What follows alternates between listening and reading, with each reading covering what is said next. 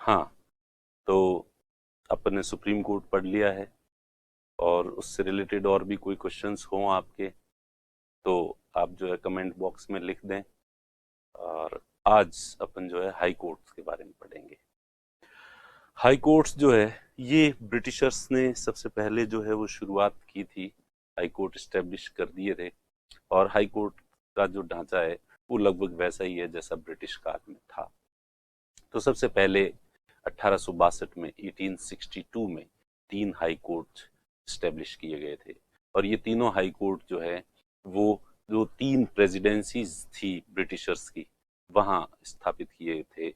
बंगाल, बॉम्बे, कलकत्ता, बॉम्बे और मद्रास। तो ये 3 जो शहर हैं इन्हीं के नाम से हाई कोर्ट के नाम रखे गए थे। 3 हाई कोर्ट स्टेब्लिश किए गए थे। और इसके ठीक 4 साल बाद 1866 में इलाहाबाद हाई कोर्ट की स्थापना की गई थी।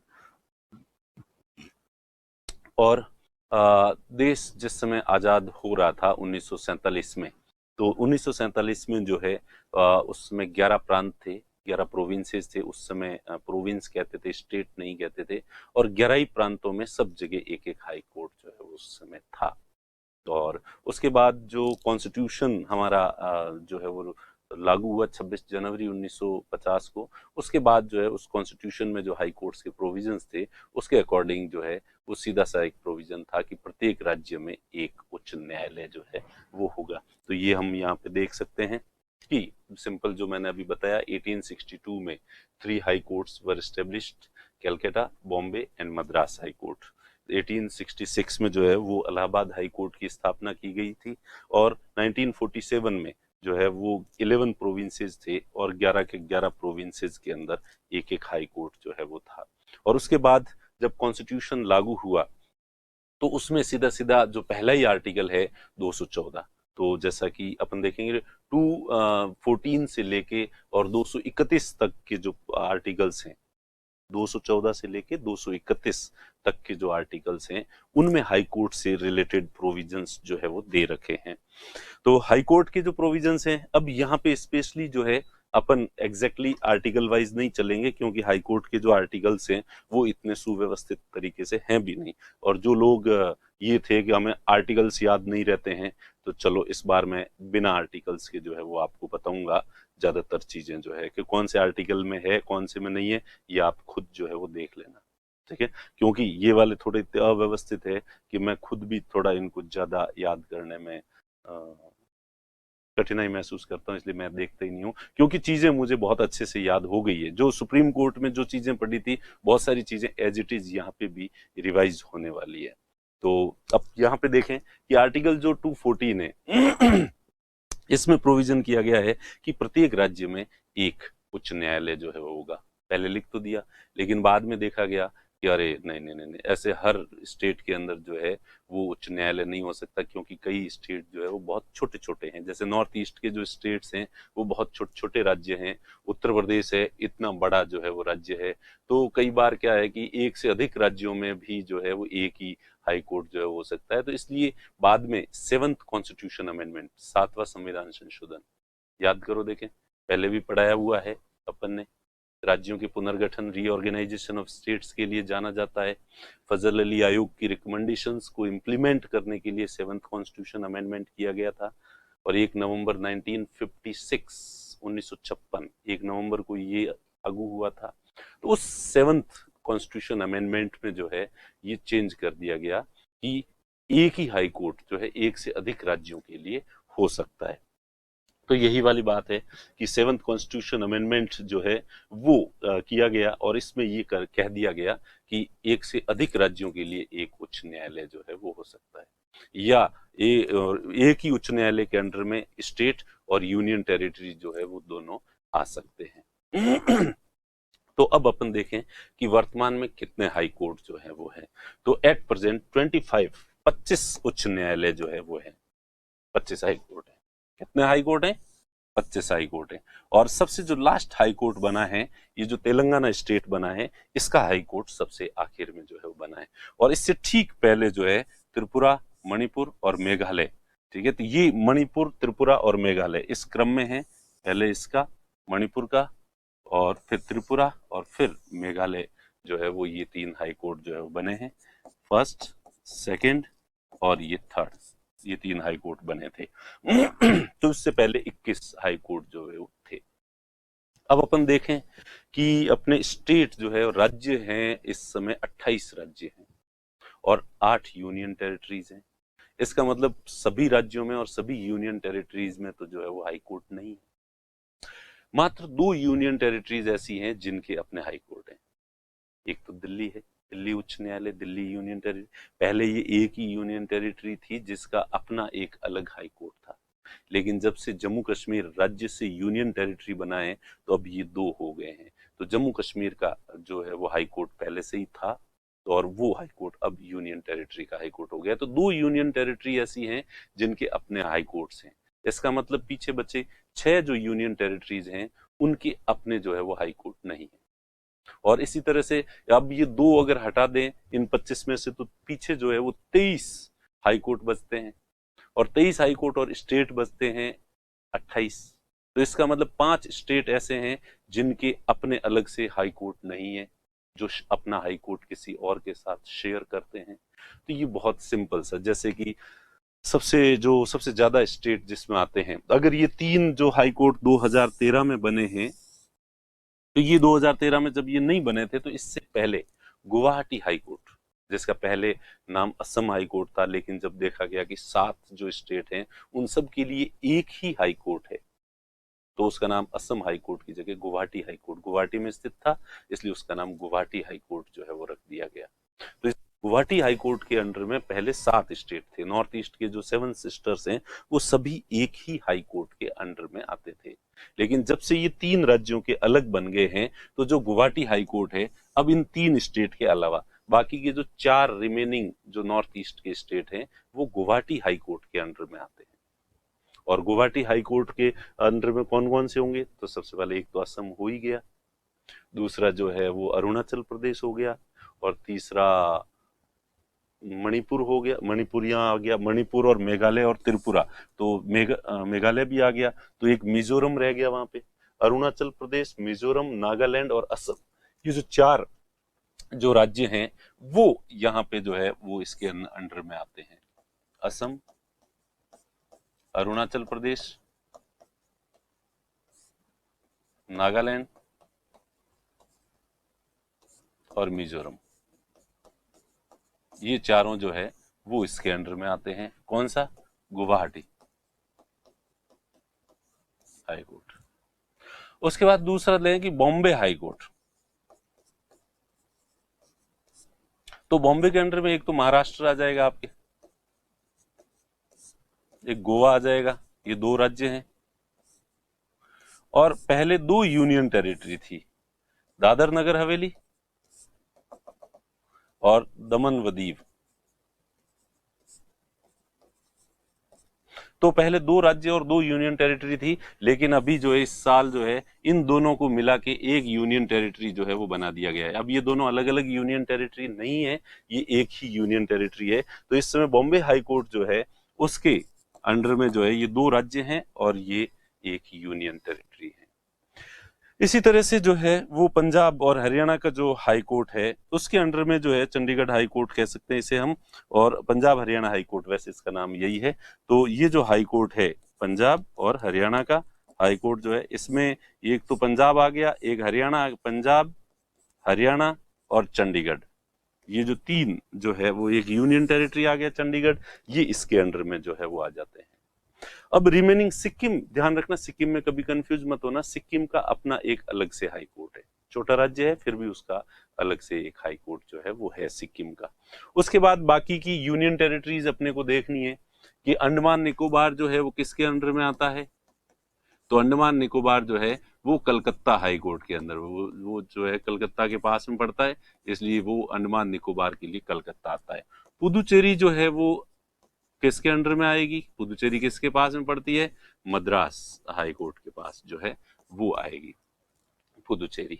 और लक्षद्वीप, लक्षद्वीप, तो ये किसके पास में पड़ता है, ये केरल हाई कोर्ट के जो है वो केरल के पास में पड़ता है, इसलिए ये केरल से आ जाएगा। तो 1 2 3 यूनियन टेरिटरी ये हो गई, ये चौथी यूनियन टेरिटरी हो गई, और ये 5वीं यूनियन टेरिटरी चंडीगढ़ हो गई। तो 5 यूनियन टेरिटरी। अब एक यूनियन टेरिटरी और कौन सी बच गई है वैसे? ठीक है, वैसे हो गई अंडमान, एक दिल्ली है यूनियन टेरिटरी खुद, जिसका अपना खुद है। अच्छा हाँ, एक जो है वो जम्मू कश्मीर से अलग लद्दाख जो है, तो वो जम्मू कश्मीर वाले हाई कोर्ट के अंतर्गत आ गई।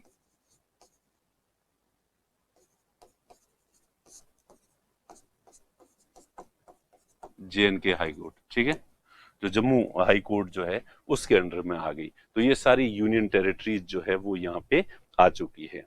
और ये जो अपन ने देखा कि 5 राज्य ऐसे हैं जो शेयर करते हैं। तो 5 में से इसमें ये देख लेते हैं, 3 तो ये राज्य हो गए जो यहाँ शेयर कर रहे हैं, एक ये राज्य हो गया यहाँ शेयर कर रहा है, और पंजाब हरियाणा दोनों में से किसी एक को मान लो एक ही कर रहे हैं। तो ये 5 राज्य हैं जो कि शेयर करते हैं हाई कोर्ट्स को, और बाकी रिमेनिंग जितने भी स्टेट हैं उनके अपने अलग से जो है वो हाई कोर्ट है।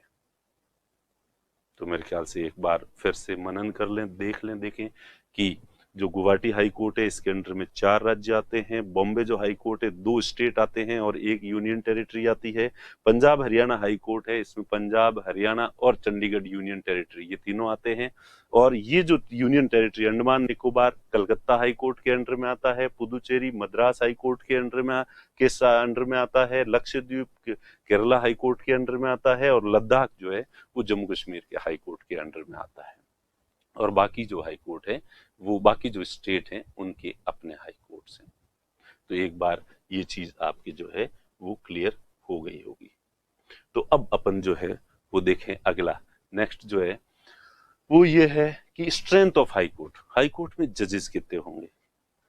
कॉन्स्टिट्यूशन में ऐसा नहीं लिखा हुआ है कि एग्जैक्टली हाई कोर्ट में कितने जज होंगे। सुप्रीम कोर्ट में लिखा हुआ है कि 7+1 होंगे और संसद जो है इनकी संख्या बढ़ा सकती है, लेकिन शुरू से ही हाई कोर्ट में जज कितने होंगे ये नहीं एक्सप्लेन किया गया है। उसमें कहा है कि प्रेसिडेंट जो है वो निर्धारित करेगा। तो हाई कोर्ट की जो स्ट्रेंथ है यानी जजों की जो संख्या है वो प्रेसिडेंट के द्वारा निर्धारित की जाती है।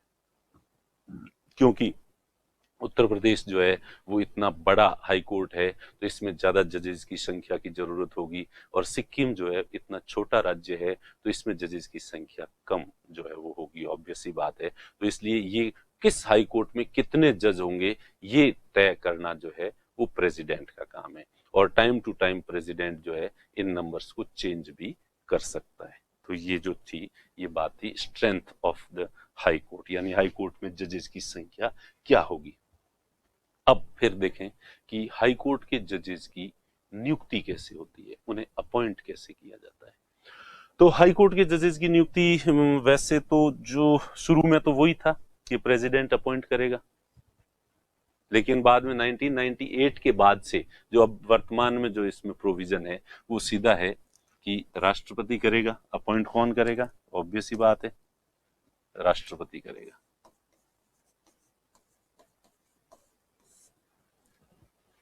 अब राष्ट्रपति किससे परामर्श करेगा?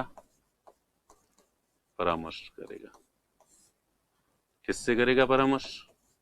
CJI, chief justice of India, और 2 वरिष्ठ न्यायाधीश। किसके? सुप्रीम कोर्ट के। ये 3 का जो कॉलेजियम बनेगा इनसे परामर्श करेगा। सुप्रीम कोर्ट के जजों को अपॉइंट करने के लिए CJI प्लस 4 जो वरिष्ठतम न्यायाधीश हैं उनसे चर्चा की जाती है, जबकि इसमें जो है वो CJI प्लस 2 न्यायाधीश। ये ध्यान रखना, सुप्रीम कोर्ट और इसमें अब 2 क्यों किए गए? सिंपल सी बात है कि यहाँ कुछ 2 सदस्य और दूसरे होने जुड़ने हैं, इसलिए ले दे के आदमी तो यहाँ पे भी 5 ही होंगे। तो और कौन सा होगा साहब? एक होगा CJ, chief justice of the concerned high court. जिस भी हाई कोर्ट में जज को नियुक्त करना है उस हाई कोर्ट के चीफ जस्टिस से परामर्श करना पड़ेगा, उससे भी कंसल्ट किया जाएगा। प्लस राज्यपाल, जिस राज्य में हाई कोर्ट को नियुक्त किया जाता है उस राज्य के राज्यपाल से भी नियुक्त परामर्श किया जाएगा।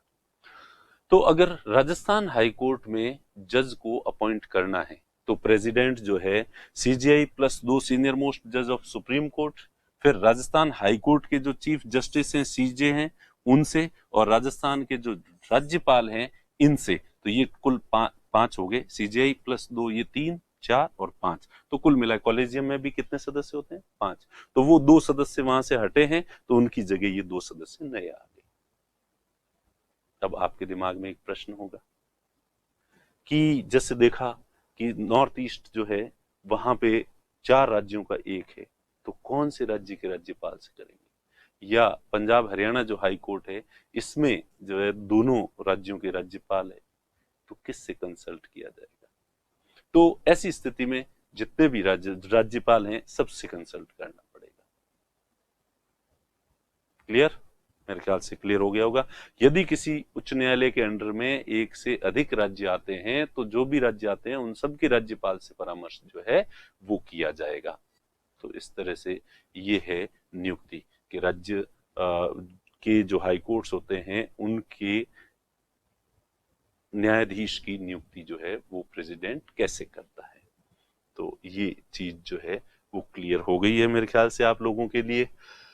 अब ट्रांसफर ऑफ जजेस, अब हाई कोर्ट के सुप्रीम कोर्ट के जजेस का तो ट्रांसफर किया नहीं जा सकता क्योंकि सुप्रीम कोर्ट तो एक ही है। हाई कोर्ट के जज का ट्रांसफर करना है तो फिर किससे परामर्श जो है वो करना पड़ेगा? तो ट्रांसफर कौन करेगा साहब? ट्रांसफर राष्ट्रपति करेगा। राष्ट्रपति ट्रांसफर करने से पहले क्या करेगा? परामर्श करेगा, कंसल्ट करेगा। कंसल्ट किससे करेगा?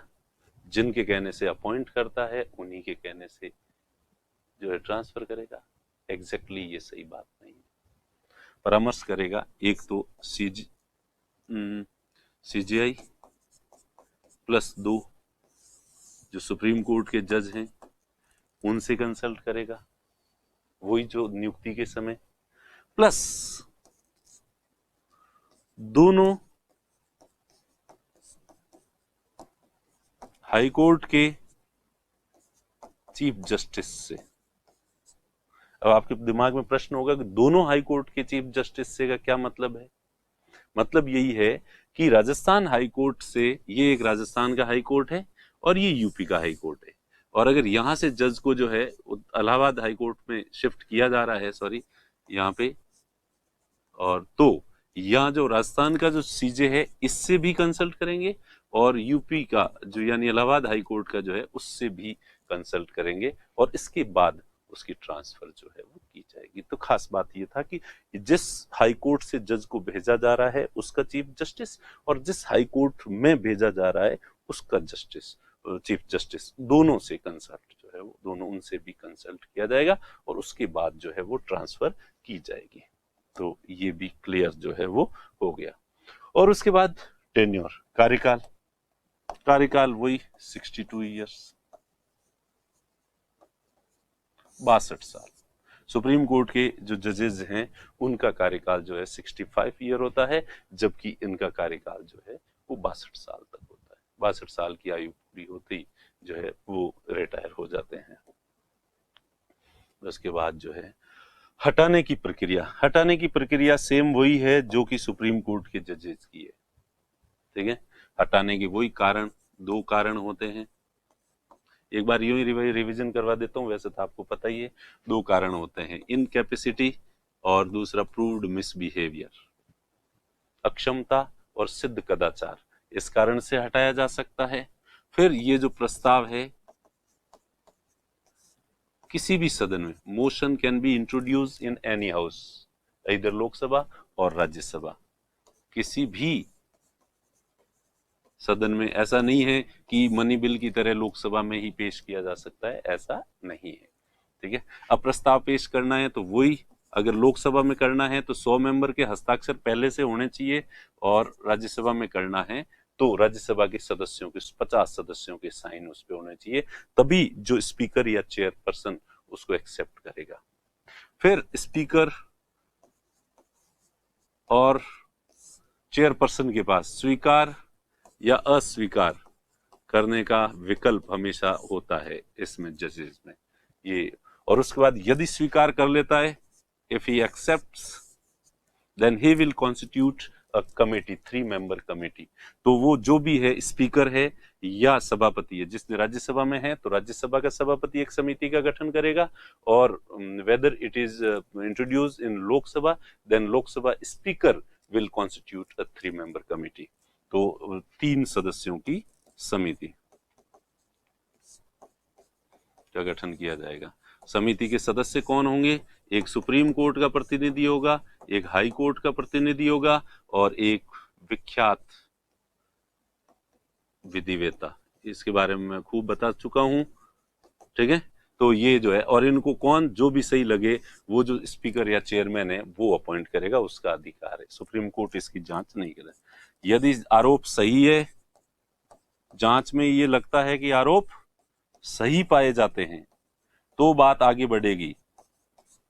और अगर समिति ने खारिज कर दिया कि नहीं, जो आरोप है वो गलत है, तो ये प्रस्ताव यहीं समाप्त हो जाएगा। सही पाए जाते हैं तो फिर सदन में आएगा, जैसे जिस भी सदन में, प्रथम सदन,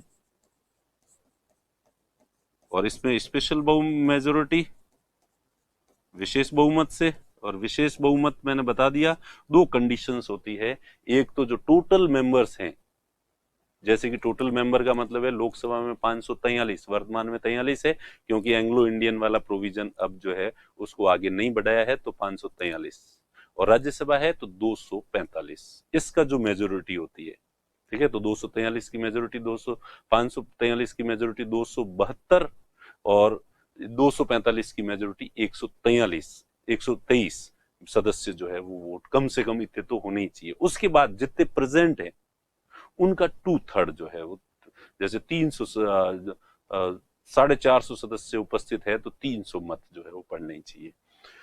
विशेष बहुमत पहला, और दूसरा द्वितीय सदन में भी ये किया जाएगा,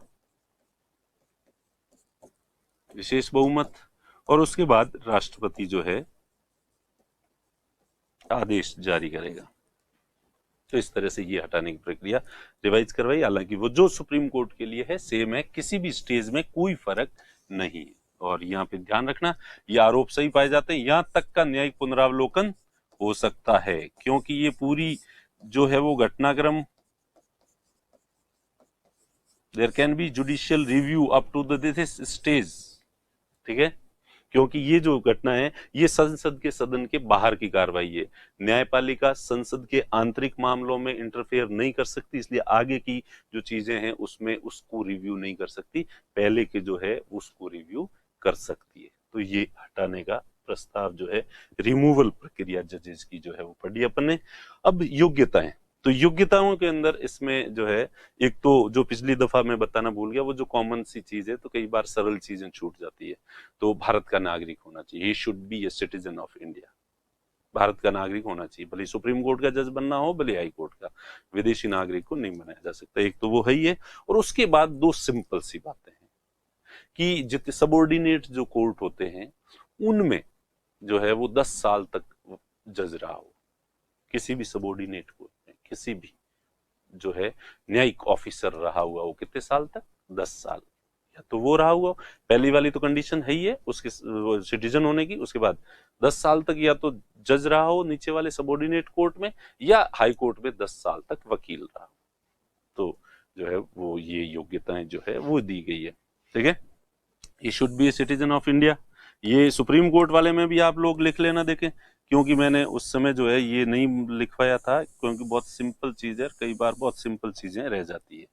तो 10 वर्ष तक जो है हाई कोर्ट में वकील रहा हुआ हो, ठीक है, मिनिमम 10 ईयर्स। वो जरूरी नहीं है कि एक ही हाई कोर्ट में लगातार 10 साल रहा हो, 5 साल उसने इलाहाबाद हाई कोर्ट में कर रखी है और 5 साल जो है जयपुर हाई कोर्ट में, तो भी चलेगा, कोई दिक्कत नहीं है। या दूसरा जो है 10 वर्ष तक अधीनस्थ न्यायालय में न्यायाधीश रहा हो, किसी भी जुडिशियल पद पर जो है जुडिशियल ऑफिसर जो है वो रहा हुआ होने चाहिए, दोनों में से कोई एक जो है वो होनी चाहिए, ये तो होनी ही चाहिए। तो ये जो है वो क्वालिफिकेशंस हैं, एलिजिबिलिटी लिखा हुआ है यहाँ पे, ये एलिजिबिलिटी सही नहीं है, क्वालिफिकेशंस, क्वालिफिकेशन टर्म जो है वो यहाँ पे होनी चाहिए। तो ये है जजेस की योग्यताएं। तो अपन ने देखा strength of high court, high court के जजों की संख्या किस हाई कोर्ट में कितने होंगे कौन निर्धारित करता है? राष्ट्रपति निर्धारित करता है, और कोई नहीं। नियुक्ति कौन करता है? राष्ट्रपति करता है। और लेकिन किससे परामर्श करेगा? सीजेआई +2 प्लस जो है कंसर्न हाई कोर्ट का चीफ जस्टिस और कंसर्न जो स्टेट है उसका गवर्नर जो है। अब ये प्रश्न होगा कि चीफ जस्टिस को करे तो कोई दिक्कत नहीं है, राज्यपाल से कंसल्ट कर देंगे। चीफ जस्टिस को खुद को ही कर रहे हैं तो उसमें जो है वो नहीं है। ट्रांसफर ऑफ जजेस ये भी राष्ट्रपति के द्वारा की जाती है, और पर इसमें जो है सीजेआई 2 जज सीनियर मोस्ट प्लस दोनों न्यायालय जिसमें भेजा जा रहा है वहां के चीफ जस्टिस से भी लिया जाता है।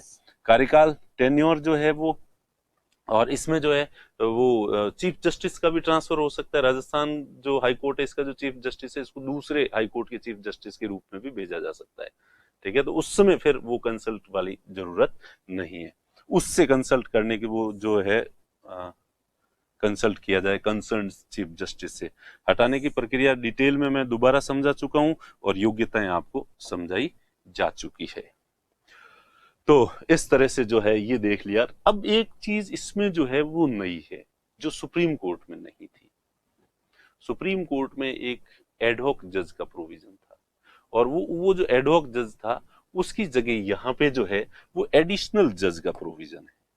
एडिशनल जज अब सुप्रीम कोर्ट में कोरम को फुलफिल करने के लिए एडहॉक जज को अपॉइंट करते थे, हाई कोर्ट के किसी जज को करते थे। इसमें कि बिजनेस ऑफ द कोर्ट यानी वो कोर्ट की जो है वो कार्य बर्डन बढ़ गया है, तो अपर न्यायाधीश, हिंदी में क्या कहेंगे इसको? अपर न्यायाधीश, एडिशनल जज जो है वो अपॉइंट किया जा सके। कौन करेगा इसे? राष्ट्रपति करेगा। कौन करेगा? राष्ट्रपति करेगा। और इसके जो राष्ट्रपति करेगा ये भी अधिकतम वर्ष जो है वो 2 साल, प्लस इसमें वो योग्यताएं होनी चाहिए जो कि हाईकोर्ट का जज बनने की जो योग्यताएं होती है वो योग्यताएं उस व्यक्ति में होनी चाहिए। अधिकतम 2 साल तक ये जो रह सकता है। और इसके जो वेतन भत्ते हैं वो कौन तय करेगा? वो राष्ट्रपति तय करेगा। जो भी राष्ट्रपति तय करेगा वो इसको वेतन भत्ते जो है वो मिलेंगे। Business of the court is if increased then president can appoint additional judge, और ये मैक्सिमम 2 years जो है वो हाई कोर्ट में रह सकता है। और इसका डेजिग्नेशन जो है वो एडिशनल जज कहलाएगा, हाई कोर्ट जज नहीं कहलाएगा, एडिशनल जज या अपर न्यायाधीश जो है वो कहलाएगा। एक तो ये हो गया। दूसरा हुआ एक्टिंग जज। ये इसकी प्रोविजन सुप्रीम कोर्ट में नहीं थी। हाई कोर्ट का कोई भी जज है वो बहुत ज्यादा बीमार हो गया है और वो लंबे समय तक जो है वो हाई कोर्ट नहीं आ सकता, काम नहीं कर सकता, ठीक है, तो ऐसी स्थिति में जो है कार्यकारी न्यायाधीश जो है, इसको हिंदी में क्या कहेंगे? कार्यकारी।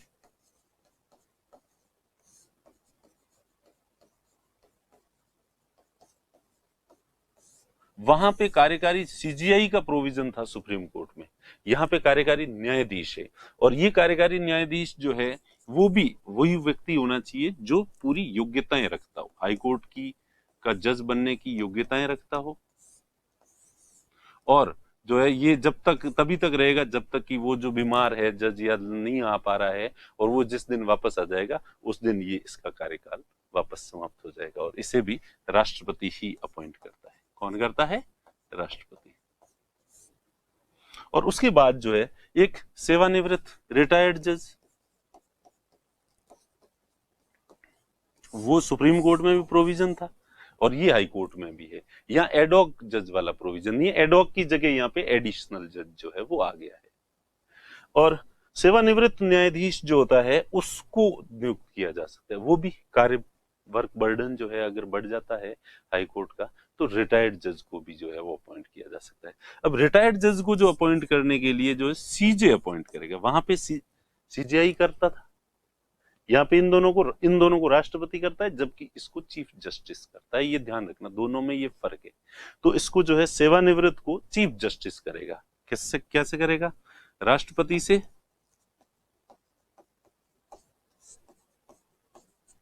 पूर्वानुमति लेके, प्रायर अप्रूवल, प्रेसिडेंट से प्रायर अप्रूवल लेके, और फिर चीफ जस्टिस जो है किसी भी रिटायर्ड जज को जो है अपॉइंट करेगा। उसके वेतन भत्ते कौन तय करेगा? ऑब्वियस सी बात है, जिस तरह से वहां राष्ट्रपति करता था सुप्रीम कोर्ट में, इसके भी राष्ट्रपति तय करेगा। अधिकतम ये कितने साल तक रह सकता है? ऑब्वियस सी बात है, वहां 2 वर्ष रह सकता था, यहाँ पे भी 2 वर्ष तक जो है वो रह सकता था। ठीक है, इसकी शक्तियां क्या होगी, कितने पावर्स होंगे, जुरिस्डिक्शन क्या होगा? हाई कोर्ट जज के समान होंगे। तो ले क्या ये अपने नाम के पीछे हाई कोर्ट का जज लगा सकता है डेजिग्नेशन? नो, वहां पे भी नहीं लगा सकता था। तो पदनाम, जो जज पदनाम का प्रयोग डेजिग्नेशन नहीं होगा। भाई साहब टेम्परेरी हो, टेम्परेरी ही रहो।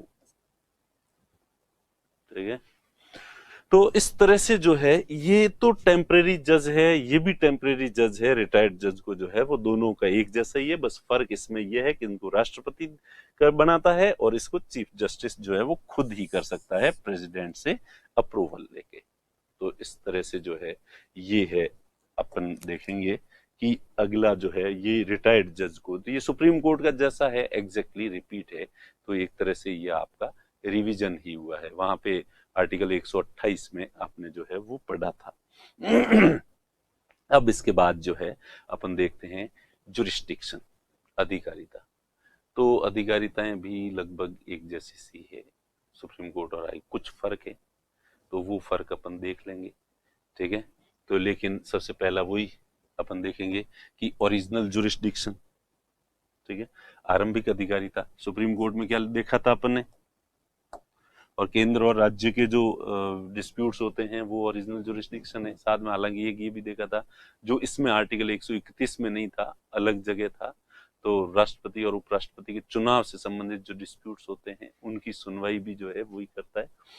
तो आरंभिक अधिकारिता ओरिजिनल, कुछ केस ऐसे होते हैं जो सीधे हाई कोर्ट के अंदर चलते हैं, सीधे हाई कोर्ट। वो कौन कौन से मुकदमे होते हैं?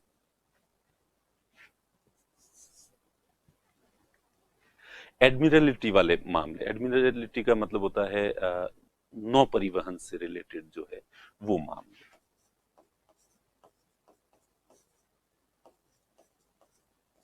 ठीक है, समुद्री मार्ग से रिलेटेड कोई भी जो है वो डिस्प्यूट अगर होता है तो वो हाई कोर्ट जो है वो सुन सकता है।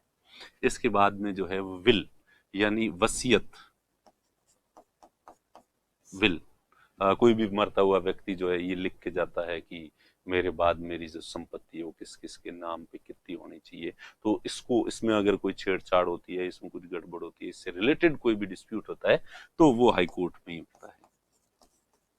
मैरिज से रिलेटेड, शादी वगैरह करनी है वगैरह, तो फिर मैरिज, तलाक, डाइवोर्स के जो केस होते हैं वो। उसके बाद company matters, spring board academy company मामले, कंपनियों के जो भी मामले हैं वो सीधे जो है हाई कोर्ट में ही सुनवाई जो है वो हो सकती है। ठीक है, और न्यायालय की अवमानना,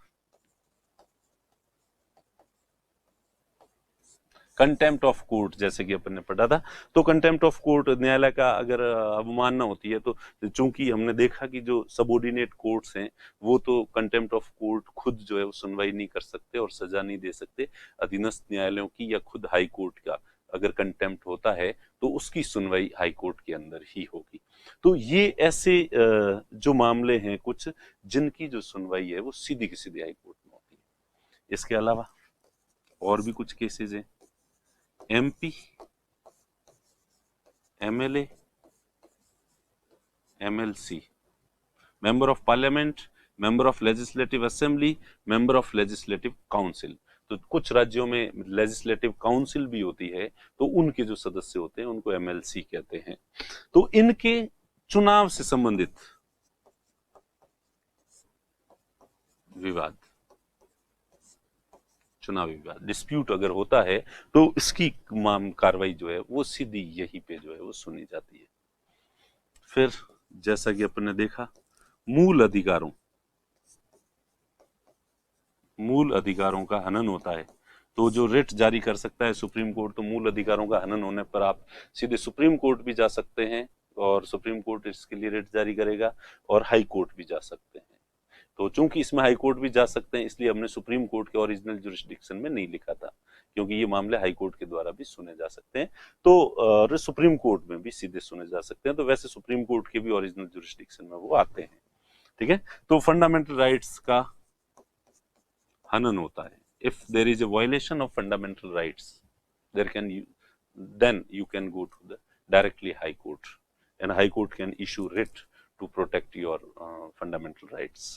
तो मूल अधिकारों का हनन अगर होता है तो वो फिर जो है राजस्व से रिलेटेड,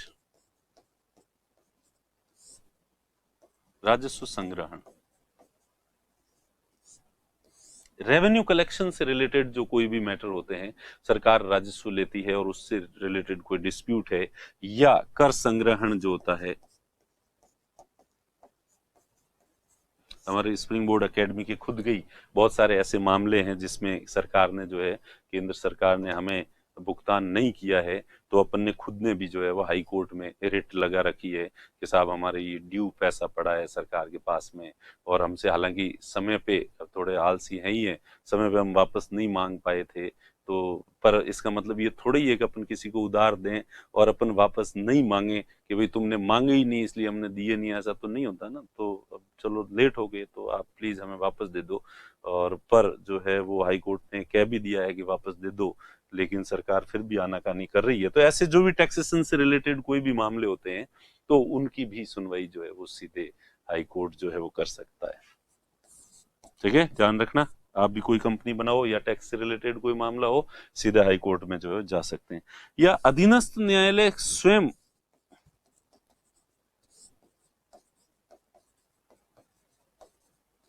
सबऑर्डिनेट कोर्ट जो है वो खुद ही सीधे भेज दे किसी मामले को, अरे साहब ये हमसे ना हो पाएगा, इसको तो आगे भेज दो, तो ऐसे सीधे भी जो है अधीनस्थ न्यायालयों से भेजे गए मैटर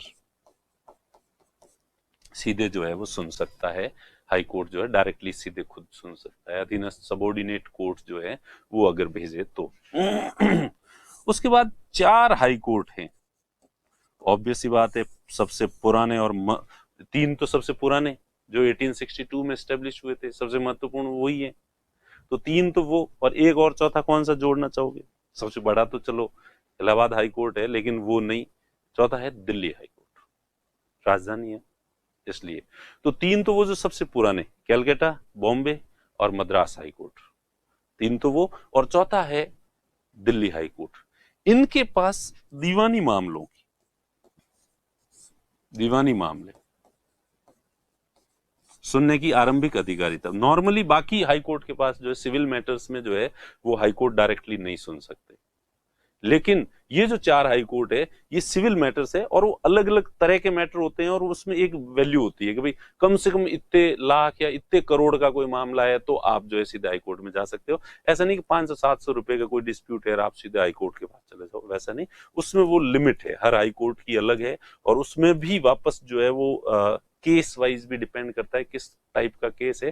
तो वो सिविल जो मामले होते हैं उनकी, हालांकि ये विवाह, तलाक, ये भी सिविल, और विल, ये भी सिविल मैटर्स ही हैं, ये तो है ही है, इसके अलावा प्रॉपर्टी डिस्प्यूट्स जो होते हैं वो भी ये सुन सकते हैं, क्या केवल, लेकिन ये जो ओरिजिनल जुरिस्डिक्शन है वो केवल कितने हाई कोर्ट के पास है?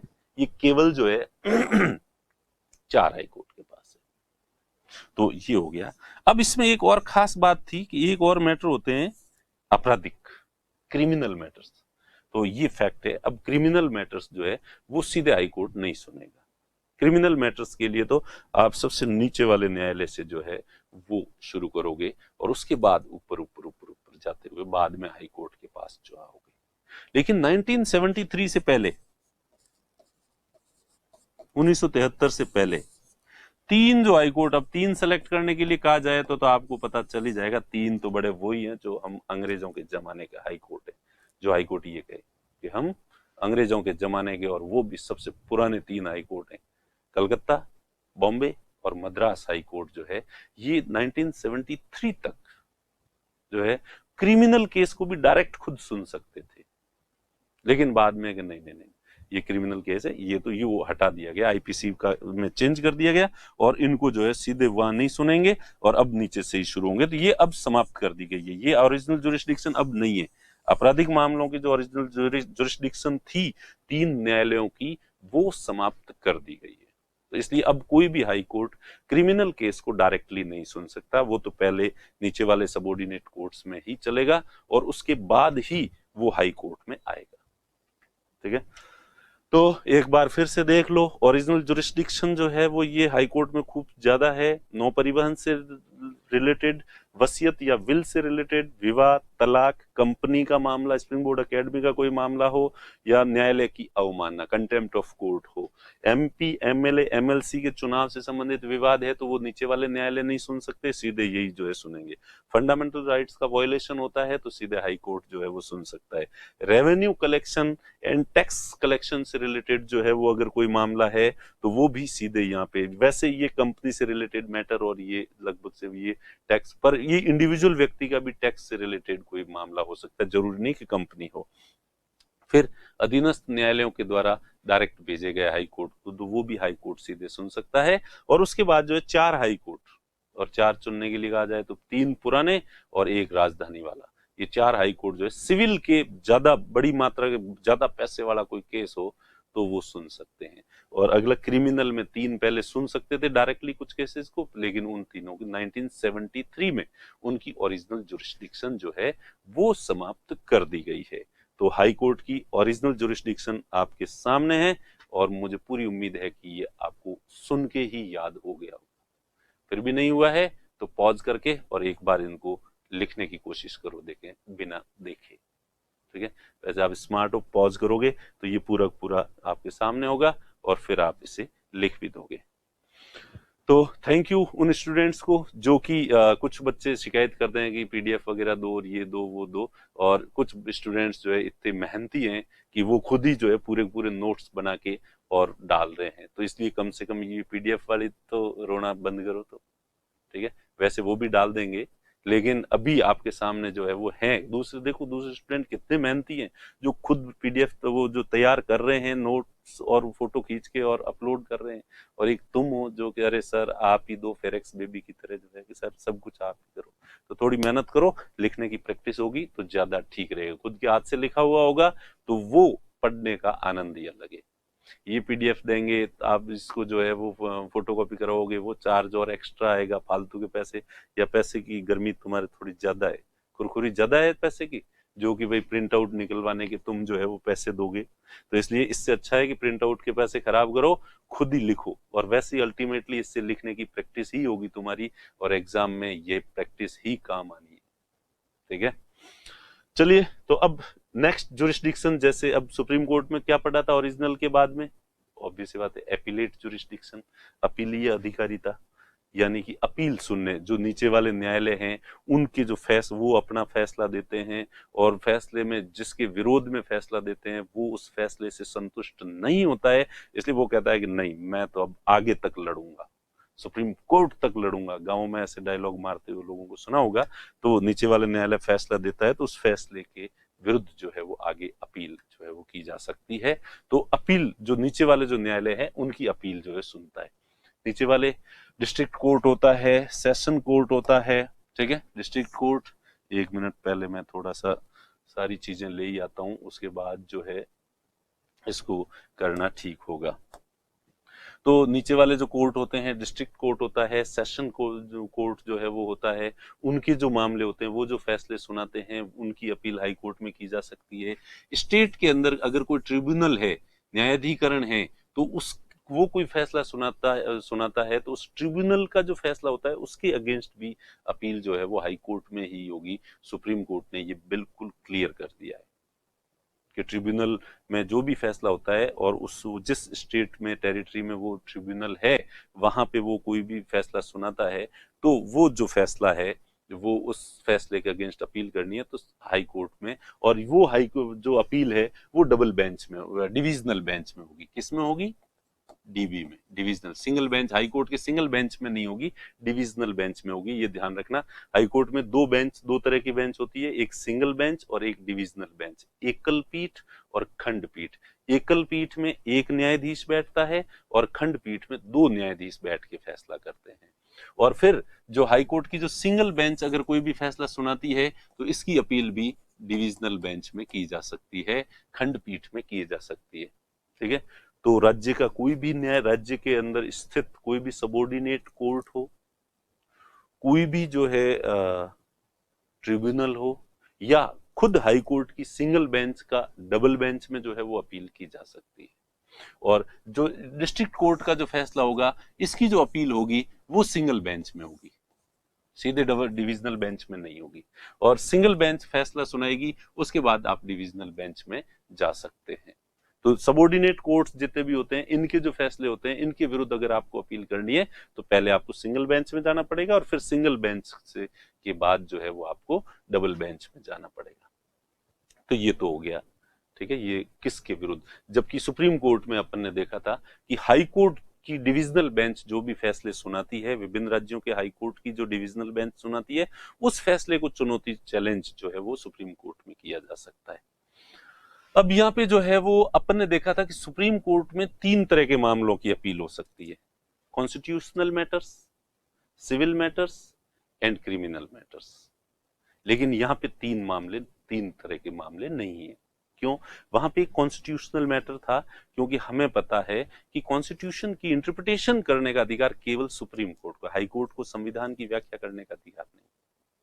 ठीक है, तो कॉन्स्टिट्यूशन की जो फाइनल जो इंटरप्रिटेशन होगी वो सुप्रीम कोर्ट करेगा। इसलिए संविधान की व्याख्या से रिलेटेड कोई भी मामला होता है तो हाई कोर्ट सुप्रीम कोर्ट के पास भेज देता है। इसलिए हाई कोर्ट के पास ऐसा कोई मैटर नहीं आएगा जिसमें हाई कोर्ट को ये कहा जाए कि इसमें कॉन्स्टिट्यूशन की व्याख्या करनी है और आप कर दो। तो इसलिए कॉन्स्टिट्यूशनल मैटर्स की अपील हाई कोर्ट में नहीं हो सकती। इसमें किसकी अपील होगी? तो ऑब्वियस सी बात है, सिविल मैटर और दीवानी मामले, और सिविल मैटर्स और आपराधिक मामले, क्रिमिनल मैटर्स। ठीक है, अब सिविल जो मैटर्स होते हैं, दोनों तरह की अपील हो सकती है। अब अपीली अधिकारिता पढ़ रहे हैं तो अपील 2 तरह की होती है, प्रथम अपील, द्वितीय अपील। प्रथम अपील में क्या होता है कि 2 तरह के प्रश्न जो है, दोनों तरह के प्रश्न जो है इसमें उठाए जाते हैं। तथ्यों का प्रश्न, क्वेश्चन ऑफ फैक्ट, और ये जो दूसरा है विधि का प्रश्न।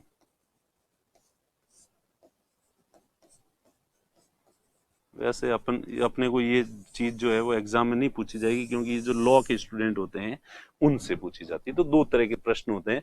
अपन ने वैसे आर्टिकल 143 पढ़ा था, तो उसमें भी कोई तथ्य का प्रश्न हो या कोई विधि का प्रश्न हो लोक महत्व का, तो उसके लिए जो है वो राष्ट्रपति सलाह मांग सकता है सुप्रीम कोर्ट से। तो तथ्य का प्रश्न क्या होता है? जिसके अंदर, इसके अंदर, तथ्यों के अंदर सबूत, गवाह आदि को जो है देखा जाता है, फैक्ट चेक किए जाते हैं कि जो इस केस में, मुकदमे में तथ्य पेश किए जा रहे हैं वो तथ्य सही है या नहीं है। तथ्यों की जांच की जाती है, तथ्य सही है या, जो गवाही दे रहा है वो आदमी सही है या नहीं है। पहली बात तो कोई गवाह है या नहीं है, अगर है तो वो सही है या नहीं है। फिर उसका कोई सबूत है या एविडेंस है या नहीं है, एविडेंस है तो वो सही है या नहीं है, ये देखा जाता है, जिसमें तथ्यों का प्रश्न कहते हैं। विधि का प्रश्न, यहां पे कौन सी जो सेक्शन है वो लगेगी, सीआरपीसी की कौन सी सेक्शन, क्या ये जो अपराध हुआ है यहाँ पे आईपीसी की ये चीज लगेगी और सीआरपीसी की वो प्रॉपर कार्रवाई होगी या नहीं होगी, क्या ये कानून, ये जो है जैसे कि किसी छेड़छाड़ का मामला है, तो जो चीज तथ्य और सबूत जो सामने आए, उनकी जांच कर ली पहले तो वो तो तथ्यों का प्रश्न हो गया। अब उस जांच के बाद जो कंक्लूजन निकला है, क्या वो इस सेक्शन के अंतर्गत आती है या नहीं आती है, क्या ये सेक्शन इस पे लागू होता है या नहीं होता है, ये जो चेक किया जाता है। तो दोनों चीजें जब चेक की जाती है तो उस अपील को कहते हैं प्रथम अपील। और उसके बाद दूसरी जो अपील होती है, दूसरी अपील में केवल विधि का प्रश्न देखा जाता है। कौन सा प्रश्न देगा? Question of law. तो question of fact and question of law, एक बार 3 बार बोलो ये, ताकि आपको याद हो जाए। Question of fact, question of law, question of fact, question of, ठीक है। तो कुछ चीजें जो होती है, टर्म्स होती है, उनको बोल बोल के याद करना होता है। और प्लीज बोलने में कोई दिक्कत, शर्माने की जरूरत नहीं है, ठीक है। तो उसमें फिर दूसरी जो अपील होगी, उस सेकंड अपील के अंदर जो है कि वो सबूत गवाह वगैरह पहले देख लिए। अब वो जो कानून सही तरीके से जो है वो लागू, विधि जो है वो सही लागू हो रही है या नहीं हो रही है, क्या वास्तव में ये केस इस कानून के तहत आता है और इसकी इतनी सजा होनी चाहिए या नहीं होनी चाहिए, इस तरह की जो चीज होती है उससे कहा जाता है कि विधि का प्रश्न। तो सेकंड अपील उसे कहते हैं। तो कुल मिला के जो सिविल मैटर्स होते हैं उसमें ये अपील भी हो सकती है और ये अपील भी हो सकती है। ऐसा इसमें जो है first appeal and second appeal, both appeal can be made in the High Court as far as civil matters are concerned. ठीक है। तो ये हो गए दीवानी मामले। दीवानी मामलों के बाद में जो है अब आपराधिक मामले, क्रिमिनल जो केस होते हैं, लड़ाई, हत्या, लूट पाट वगैरह, और इनका जो है नीचे वाले कोर्ट जो भी फैसला सुनाते हैं तो इनकी भी अपील इसमें की जा सकती है, आपराधिक मामलों की भी। लेकिन आपराधिक मामलों की किसकी की जाएगी? वे मुकदमे जिसमें 7 वर्ष या इससे अधिक का प्रावधान होता है। 7 वर्ष से कम की सजा दी गई है तो फिर जो है इसमें अपील नहीं की जा सकती। हालांकि एक अलग चीज है कि नहीं बाबू, फिर भी कोई व्यक्ति आता है तो हाई कोर्ट सर देता दिखाता है, एक्सेप्ट अनुमति दे देता है, हाँ ठीक है आ जाओ। पर सामान्यतः जो है वो हाई कोर्ट में वो मुकदमे जाएंगे जिन मुकदमों में 7 वर्ष या इससे अधिक की सजा का प्रावधान जो है वो होता है, तो हाई कोर्ट इसकी सुनवाई करेगा। और फिर लेकिन एक बात और है, अगर मृत्युदंड किसी को दिया गया है,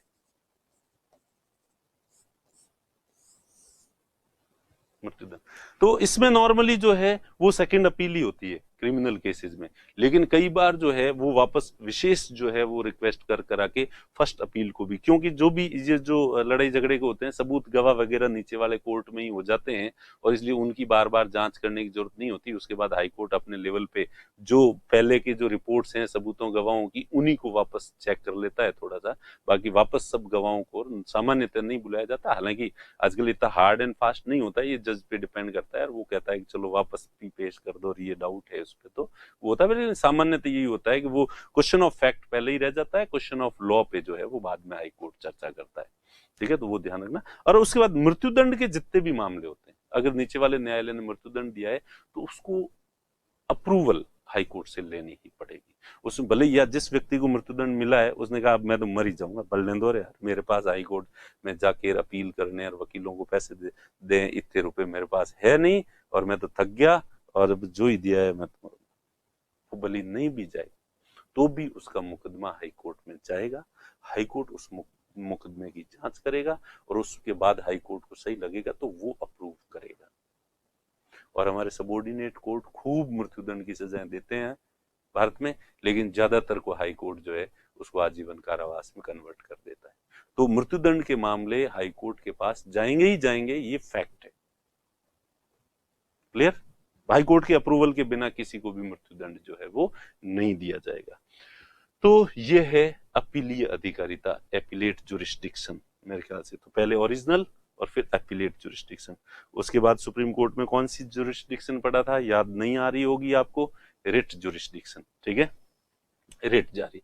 तो जैसे कि वहां पे था आर्टिकल, यहाँ आर्टिकल 226 है, ये अपन शुरू से पढ़ते आ रहे हैं। इसमें जो हाई कोर्ट है ये भी 5 तरह की अपील जो रिट जो है वो जारी कर सकता है। ठीक है, 5 तरह की। तो पहला है बंदी प्रत्यक्षीकरण। ये पता नहीं किसने लिखा, सर आप ऐसे मत कहा करो कि जो पहले पढ़ा है आप शॉर्ट में रिवीजन करवा दो। अरे शॉर्ट में रिवीजन से आपकी क्लास लंबी हो जाएगी। ठीक है, तो पहला है बंदी प्रत्यक्षीकरण, हेबिस कॉर्पस। बंदी प्रत्यक्षीकरण, अगर किसी व्यक्ति को अवैध तरीके से बंधक बना लिया जाता है तो फिर उसके लिए आप कोर्ट में जाएंगे और कोर्ट कहेगा कि फला व्यक्ति को जो है मेरे सामने लाके पेश करो, बंदी को प्रत्यक्ष करो। तो ये बंदी प्रत्यक्षीकरण जो है वो रेट होती है। ये निजी व्यक्ति या सरकार या कोई भी अगर बंधक बनाएगी तो उसके विरुद्ध जो है वो जारी की जा सकती है। दूसरी है परमादेश, मैंडेमस। परमादेश यानी मैंडेमस।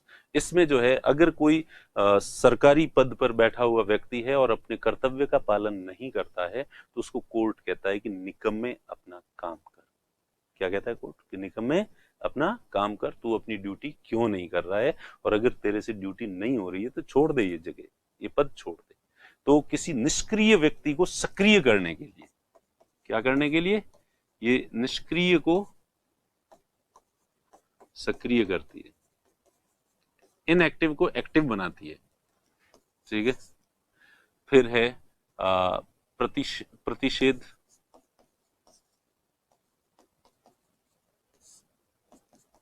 प्रोहिबिशन। ठीक है।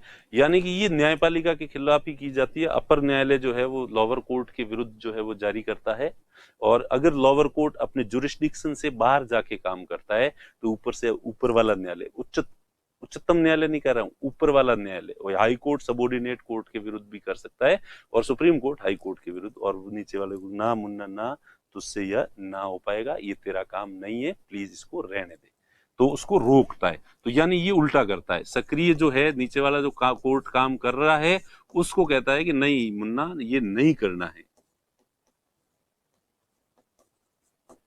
ठीक है। तो और इसके बाद में जो है उत्प्रेषण। उत्प्रेषण के अंदर जो है ये सेम है, ऊपर वाला कोर्ट जो है नीचे वाले कोर्ट को, नीचे वाला कोर्ट यानी अपने जुरिस्डिक्शन से बाहर जाकर दूसरा काम करने की जरूरत करता है, तो ऊपर वाला कोर्ट उसको कहता है कि ना मुन्ना ना, ये काम नहीं करना। तो फिर दोनों एक ही हो गया, दोनों जुडिशियरी की जुडिशियरी के विरुद्ध है, अपर कोर्ट लोअर कोर्ट के विरुद्ध है। कोई काम बाहर जाके कर रहा है तो उसको रोक रहा है, ये भी रोक रहा है, ये भी रोक रहा है। दोनों में फर्क क्या है? इसमें केवल रोकता है कि नहीं करना है, इसमें ऊपर वाला कोर्ट कहता है कि इधर ला, मुझे दे दे, मैं करूंगा ये, और समाधान भी होता है। केवल रोकना नहीं होता है बल्कि समाधान भी होता है, और अपर कोर्ट उसको सॉल्व करता है। और पांचवा है अधिकार प्रच्छा।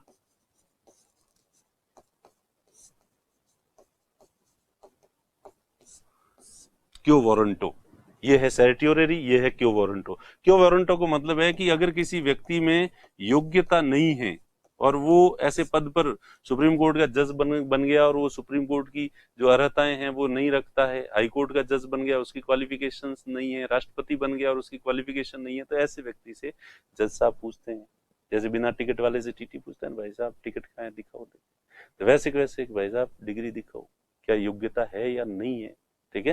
तो उसके विरुद्ध जो है जारी की जाती है। तो ये 5 रिट होती है। तो ये पांचों रिट जो है सुप्रीम कोर्ट भी जारी कर सकता है, हाई कोर्ट भी जारी कर सकता है, और सुप्रीम हाई कोर्ट की ये रिट जारी करने की जो अधिकारिता है सुप्रीम कोर्ट से ज्यादा है। ये अपन ने पिछली क्लास में, जस्ट पिछली क्लास में ही, पिछली से पिछली क्लास में अपन ने पढ़ लिया है। तो ये रिट जुरिस्डिक्शन जो है ये हो गया सुप्रीम कोर्ट और हाई कोर्ट दोनों की जो है ये होती है अब तक। अब ये जो है चंद्र कुमार केस 1997 में जो है वो सुप्रीम कोर्ट ने एक वर्डिक्ट दिया, और उसने माना कि सुप्रीम कोर्ट और हाई कोर्ट की ये जो रिट जुरिस्डिक्शन है ये संविधान का बुनियादी ढांचा है। क्या है? Basic structure of constitution declare किया। रिट जुरिस्डिक्शन यानी कि सुप्रीम कोर्ट और हाई कोर्ट की जो रिट जुरिस्डिक्शन है इसको कम नहीं किया जा सकता। ठीक है। कौन से केस में? चंद्र कुमार केस 1997 में। अब इसके बाद जो है फिर अगला है जुडिशियल रिव्यू, सॉरी अभिलेखीय न्यायालय व न्यायालय की अवमानना।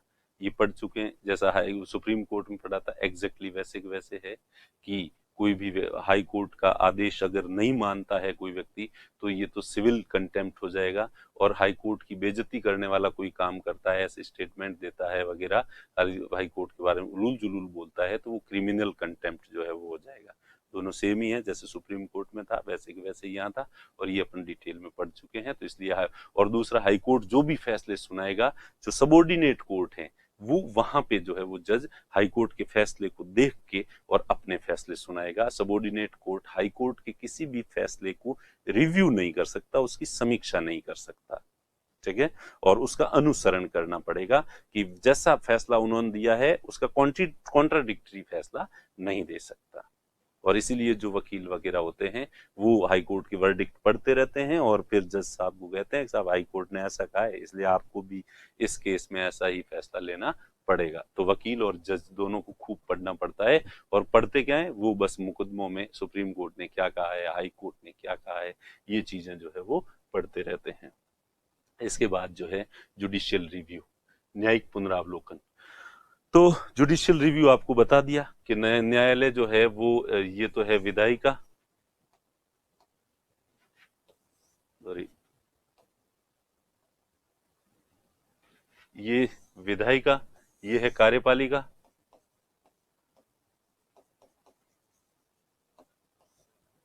और ये है कार्यपालिका।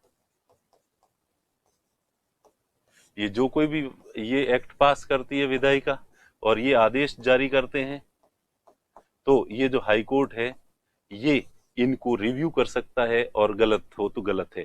हाई कोर्ट संसद, ये जो संसद है, संसद ने कोई एक्ट पास किया है, हाई कोर्ट उसको भी नल एंड वॉइड घोषित कर सकता है। लेकिन हाई कोर्ट ने अगर संसद के एक्ट को नल एंड वॉइड घोषित किया है तो वो पूरे देश में नल एंड वॉइड नहीं होगा, क्योंकि हाई कोर्ट का जो जुरिस्डिक्शन है, उसकी जो टेरिटरी है वहीं लागू होगा। फिर वो पार्लियामेंट्री एक्ट जो है वो इसमें उस राज्य में, उस टेरिटरी में लागू नहीं होगा। और यूपीएससी में ये पिछले साल क्वेश्चन भी पूछा था कि क्या संसद के एक्ट को जो है वो का पुनरावलोकन हाईकोर्ट कर सकता है या नहीं कर सकता? कर सकता है, ये ध्यान रखना। हालांकि 42वें संविधान संशोधन के द्वारा